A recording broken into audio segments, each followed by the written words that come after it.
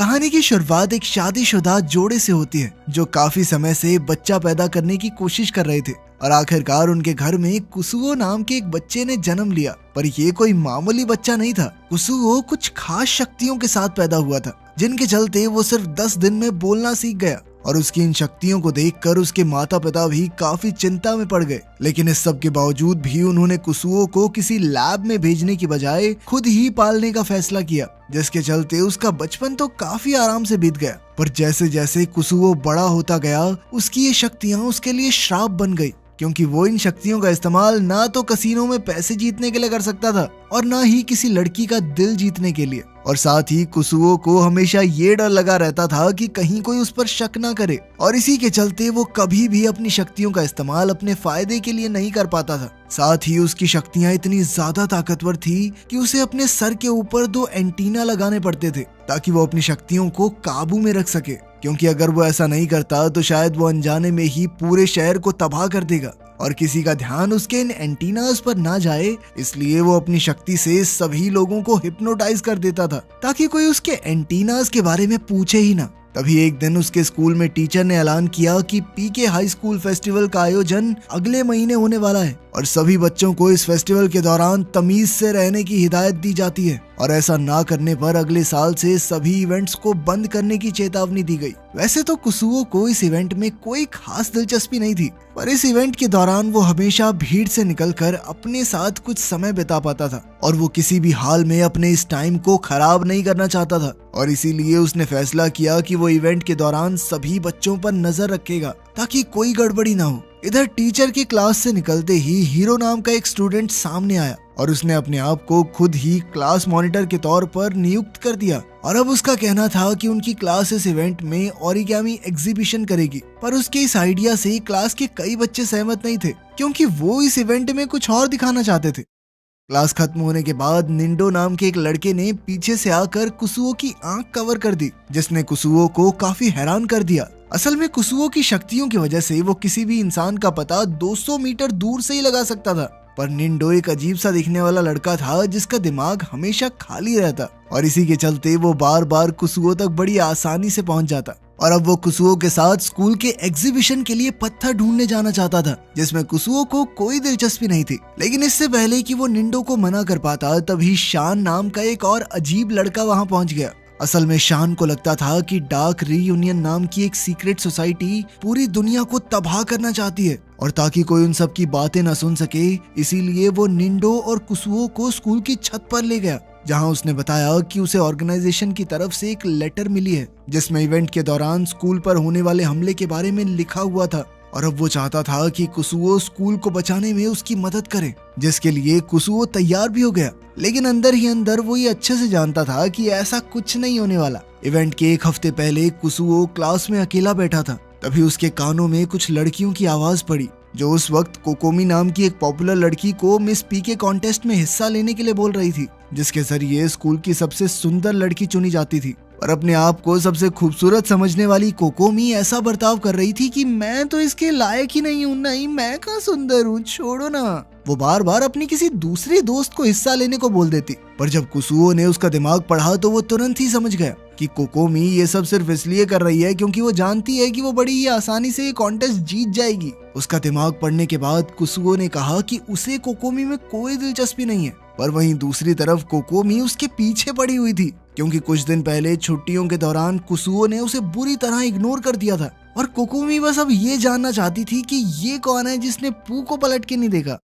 दरअसल एक दिन उसने कुसुओ को हेलो कह दिया था, लेकिन उस पर ज्यादा ध्यान न देते हुए कुसुओ भी उसे छोटा सा हेलो देकर चला गया। और फिर जब अगली बार उसने कुसुओ को हेलो कहा तो इस बार तो कुसुओ ने उसे पूरी तरह अनदेखा कर दिया, जिसके बाद तो कोकोमी को अपनी आंखों पर भरोसा ही नहीं हो रहा था और इसीलिए वो तीसरी बार कुसुओ से मिलने के लिए गई। इस बार उसने कुसुओ को हाथ लगाकर हेलो करने का फैसला किया, पर जैसे ही वो उसे छूने के लिए आगे बढ़ी तो कुसुओ तुरंत ही साइड होकर वहां से गायब हो गया। और जब कोकोमी को वो कहीं भी नहीं मिला तो उसे लगने लगा कि शायद ये सब एक भ्रम होगा और देखते ही देखते वो कुसुओ के बारे में कुछ ज्यादा ही सोचने लगी और फिर प्यार हो गया। उस दिन के बाद से वो कुसुओ के नजदीक आने की हर मुमकिन कोशिश कर रही थी, पर उसकी हर एक कोशिश बेकार हो जाती। फेस्टिवल की सुबह जब कुसुओ अपने माँ बाप के साथ खाना खा रहा था, तभी उसके हाथ से एक ग्लास टूट गया, जो उसकी माँ के मुताबिक एक अपशगुन था। पर कुसुओ को इन बातों पर भरोसा नहीं था और वो चुपचाप अपने स्कूल के लिए निकल गया,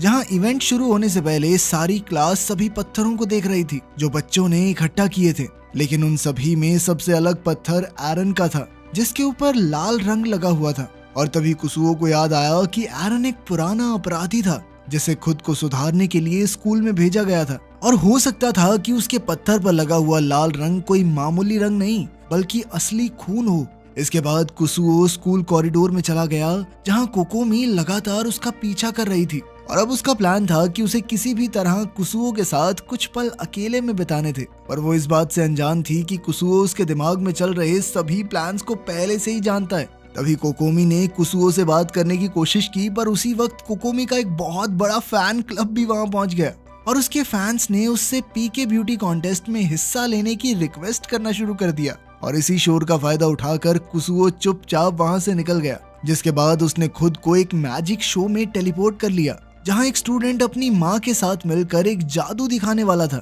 और ये बात सुनकर कुसुओ को लगा कि शायद इसमें कोई गलती भी हो सकती है, और इसीलिए उसने अपनी शक्तियों का इस्तेमाल करने का फैसला किया। जादू की शुरुआत से पहले उस स्टूडेंट ने बताया कि असल में वो खुद को चेन से बांधकर उस लकड़ी के बक्से में बंद करने वाला था, जिसके बाद उसे 3 मिनट में वहां से गायब होना था, क्योंकि ठीक 3 मिनट बाद उसकी माँ उस बक्से में ब्लेड्स घुसाने वाली थी। कुसुओ को डर था कि इसमें कुछ गलत ना हो जाए, और इसीलिए वो खुद टेलीपोर्ट होकर उस बक्से में पहुंच गया, पर तब तक वो स्टूडेंट वहां से गायब हो चुका था। पर अब कुसुओ खुद को 10 मिनट से पहले वापस टेलीपोर्ट कर ही नहीं सकता था, जिसका मतलब था कि उसे 10 मिनट तक होने वाले सभी अत्याचारों से बचना होगा। खैर 3 मिनट बाद उस स्टूडेंट की माँ ने उस बक्से में ब्लेड्स घुसाना शुरू कर दिया, जिनसे बचने के लिए कुसुओ को अलग अलग रूप लेने पड़े। पर उसकी मुश्किलें यहाँ खत्म होने वाली नहीं थी, क्योंकि तभी उस औरत ने ऐलान किया कि वो उस बक्से को ऊंचाई से फेंक कर तबाह करेंगे। पर जैसे ही वो बक्सा जमीन को छूने वाला था, तभी ऐन वक्त पर कुसुओ ने छलांग मारकर खुद को बचा लिया। पर वो औरत अभी भी रुकने वाली नहीं थी, और उसने ऐलान किया कि वो लोग उस बक्से में आग लगाएंगे, जिससे बचने के लिए कुसुओ ने उस बक्से को अंदर से जमा दिया। लेकिन हर बीतते टास्क के साथ उसकी जान पर खतरा बढ़ते जा रहा था, और अब उस औरत ने बक्से को बुलडोजर से कुचलने की बात कही। पर जैसे ही वो बुलडोजर उस बक्से पर चढ़ने वाला था, तभी कुसुओ को एहसास हुआ कि 10 मिनट पूरे हो गए थे, और उसने तुरंत ही खुद को बक्से से बाहर टेलीपोर्ट कर लिया। और उसी वक्त वो जादूगर भी वापस स्टेज पर आ गया, जिसने सभी लोगों का ध्यान अपनी तरफ खींच लिया। उधर कोकोमी ने भी अपने फैंस की बात सुनते हुए पीके ब्यूटी कॉन्टेस्ट में हिस्सा लेने का फैसला कर लिया था, लेकिन कंटेस्टेंट की तरह नहीं, एक जज के तौर पर, जिस वजह से काफी सारे लड़के नाराज थे, जिनमें से एक शान भी था। और इसीलिए वो भीड़ से निकलकर स्कूल के बैकयार्ड में चला गया, जहां उसकी मुलाकात डार्क रीयूनियन के एक आदमी से हुई, जो उसे अपने साथ ऑर्गेनाइजेशन के मीटिंग रूम में ले गया। वहां उसकी मुलाकात ग्रुप के लीडर मूनलाइट बटरफ्लाई से हुई, जिसने शान को बताया कि वो भी उन्हीं की ऑर्गेनाइजेशन का एक पुराना सदस्य है। उसकी ये बात सुनने के बाद शान ने खुलासा किया कि असल में वो डार्क रीयूनियन का सबसे खतरनाक और काबिल योद्धा था। पर जब उसे ऑर्गेनाइजेशन के असली मकसद के बारे में पता चला, तो उसे मजबूरन स्टोन ऑफ डायरेक्शन चुरा कर भागना पड़ा, जिसके बाद वो एक खुफिया जादू का इस्तेमाल करके शान के शरीर में घुस गया, ताकि कोई उसे पहचान न सके। उसकी पूरी बात सुनकर लीडर ने उसे दोबारा से डार्क रीयूनियन का हिस्सा बनने को कहा, जिसके लिए शान ने साफ इनकार कर दिया। जिसके बाद लीडर ने उसे बताया कि असल में स्कूल के अंदर 7 स्फीयर बॉल मौजूद थी, जिनकी मदद से पूरे डार्क रीयूनियन को तबाह किया जा सकता है, और आज वो लोग खास तौर पर इन्हीं बॉल्स को तबाह करने के लिए आए थे। और ये बात सुनते ही शान ने उनसे पहले उन सभी बॉल्स को ढूंढकर तबाह करने का फैसला किया, ताकि डार्क रीयूनियन किसी और को नुकसान न पहुंचा सके। उधर हीरो ज्यादा से ज्यादा लोगों को मैराथन के लिए बुला रहा था कि तभी निंडो भी मैराथन में हिस्सा लेने के लिए पहुंच गया, क्योंकि जो भी इस रेस को जीतेगा उसे 10 मिनट तक कोकोमी को देखने का मौका मिलने वाला था। रेस में कोई जख्मी ना हो जाए, इसलिए कुसुओ लगातार सभी पर नजर रख रहा था। पर थोड़ी देर बाद ही हीरो निंडो से जीतने के लिए सभी ट्रैफिक सिग्नल्स को तोड़ने लग गया, जिसकी वजह से कुसुओ को मजबूरन सभी ट्रैफिक लाइट्स और गाड़ियों को अपने हिसाब से बदलना पड़ा। और इस सब के बावजूद भी निंडो बड़ी ही आसानी से हीरो का मुकाबला कर पा रहा था, और वो तो आराम से खाते पीते दौड़ रहा था। और वहीं दूसरी तरफ बेचारे हीरो की जान धीरे धीरे खत्म हो रही थी, और अब उसने एक आखिरी चाल चलने का फैसला किया, जैसे ही वो फिनिश लाइन के पास पहुंचा तो उसने निंडो का ध्यान भटकाने के लिए साइड में कहा कि वो देख कोकोमी। इससे बेचारे निंडो का ध्यान भटक गया और हीरो रेस जीत गया। पर निंडो इस चीज से बिल्कुल खुश नहीं था और उसने सबके सामने हीरो पर एक पुरानी जुत्सु ट्रिक का इस्तेमाल कर दिया, जिसे देखकर सभी लोग बहुत हंसे। उधर स्कूल में एरन को अपने लॉकर में अपनी पुरानी गैंग की चिट्ठी मिली, जिसमें उन्होंने एरन को स्कूल के पीछे मिलने के लिए बुलाया। पर अब तक एरन काफी बदल चुका था और वो चुपचाप अपने साथियों के आगे से निकल गया। वो लोग उसे पहचान ही नहीं पाए। पर तभी शान 2 बॉल्स लेकर उन लोगों के सामने से गुजरने लगा और तभी उन्होंने शान से पूछा कि क्या वो किसी एरन नाम के लड़के को जानता है, जिस पर शान ने हंसते हुए तुरंत ही एरन की तरफ इशारा कर दिया, जिसके बाद उन गैंगस्टर्स और एरन के बीच में लड़ाई शुरू हो गई। उधर स्कूल में कुसुओ के दिमाग में अब भी इवेंट की टेंशन चल रही थी और इसके बावजूद भी उसे जबरदस्ती कोकोमी के साथ घूमना पड़ रहा था, जो अब उसके साथ हॉन्टेड हाउस जाना चाहती थी ताकि वो डर के मारे उससे चिपक सके। पर तभी निंडो ने भी उनके साथ जाने की बात कही, जिससे कोकोमी का ये चिपका चिपकी वाला प्लान थोड़ा खराब हो गया। हॉन्टेड हाउस में कोकोमी तो बहुत डर रही थी, पर कुसुओ को इस चीज से कोई फर्क नहीं पड़ रहा था क्योंकि वो सभी बच्चों को आराम से देख सकता था। तभी एक बच्चे ने उन्हें डराने की कोशिश की, पर फिर वो निंडो की ठुड्डी देखकर बेहोश हो गया, जिसके बाद उन तीनों ने उस बच्चे का मेकअप खुद पर लगा लिया। हॉन्टेड हाउस से निकलने के बाद निंडो और कुसुओ मुंह धोने के लिए बाथरूम में गए, जहां निंडो ने कुसुओ के चश्मे चुरा लिए, जिस वजह से कुसुओ की एक शक्ति एक्टिवेट हो गई, जिसके चलते वो जिस किसी को भी देखता वो पत्थर का बन जाता। और इसका सबसे पहले असर भी निंडो पर ही हुआ और कुसुओ जानता था कि अब अगले 24 घंटे तक निंडो ऐसा ही रहने वाला है और इसीलिए उसने निंडो को अपनी क्लास की रॉक एग्जीबिशन में रख दिया, जहां सभी लोग इतनी रियलिस्टिक मूर्ति देखकर काफी इंप्रेस हुए। इसके बाद कुसुओ अपने लिए नए चश्मे ढूंढने में लग गया और इस सब में उसने कई सारे और बच्चों को भी पत्थर का बना दिया और जब उसे कोई दूसरा चारा नहीं दिखा तो वो चुपचाप जिम के स्टोर रूम में चला गया, जहां पहले से ही कोकोमी मौजूद थी। इधर कुसुओ को कुछ भी समझ नहीं आ रहा था और इसीलिए उसने कोकोमी को तुरंत बाहर जाने को कहा। तभी उसे एहसास हुआ कि एरन अभी भी बाहर लड़ रहा है और उसने तुरंत ही खिड़की खोलकर एरन से उसके चश्मे मांगे, जिसके बाद उसने सारे गैंगस्टर्स को भी थोड़ा ठीक करके वहां से भगा दिया ताकि टीचर्स को इस बारे में पता न चल सके।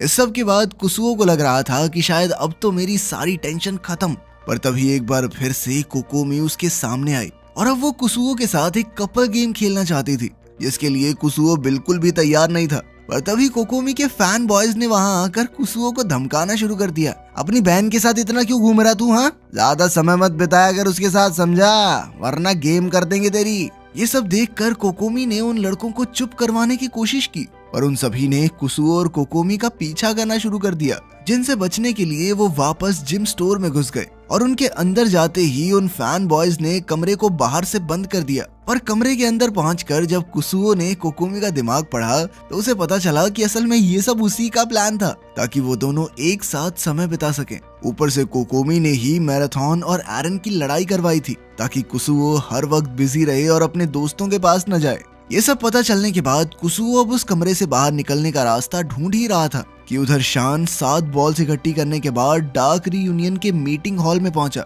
जो असल में सिर्फ कुछ कोकोमी फैन बॉयज थे। पर इस सब के बावजूद भी शान ने उन 7 बॉल्स को एक जगह पर रखा और फिर एक मंत्र पढ़ा, जिसके बाद अब उसे ऐसा लग रहा था कि उसने डार्क रीयूनियन ऑर्गेनाइजेशन को तबाह करके पूरी दुनिया को बचा लिया है। उधर एरन से बदला लेने के लिए पूरी गैंग वहां पहुंच गई, लेकिन अपने चश्मे कुसुओ को देने के बाद एरन को कुछ भी ठीक से दिखाई नहीं दे रहा था। पर जैसे ही वो लोग एरन पर हमला करने के लिए आगे बढ़े तो कुसुओ ने उन सभी को गायब करके समय में पीछे भेज दिया। पर अपनी शक्तियों का इतना ज्यादा इस्तेमाल करने के बाद कुसुओ के शरीर में अब जान खत्म हो गई थी और वो वहीं पर बेहोश हो गया, जिसके चलते उसकी शक्तियां भी कमजोर हो गई और अब कोकोमी को उसके सर पर लगे एंटीना दिखाई दे रहे थे और उसने अनजाने में एक एंटीना को बाहर निकाल दिया, जिसके बाद कुसुओ की शक्ति अब सीधा बाहर निकल रही थी,